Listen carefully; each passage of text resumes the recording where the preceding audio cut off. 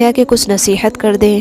فرمایا کہ بس دھیان رکھنا کہ کوئی اللہ سے تمہاری شکایت نہ کر دے۔ یاد رکھو جب تک اپنی نجات کا یقین نہ ہو کسی گنہگار کا مذاق نہ اڑاؤ۔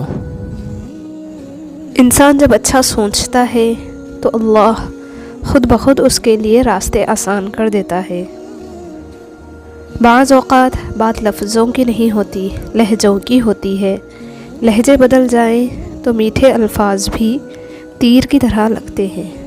اللہ فرماتا ہے کہ زیادہ سوچنا، شکایت کرنا، خود پر بہت زیادہ دباؤ ڈالنا بند کرو، اس کے بجائے مجھ پر اعتماد کرو۔ تمہارا مجھ پر بھروسہ کہاں ہے؟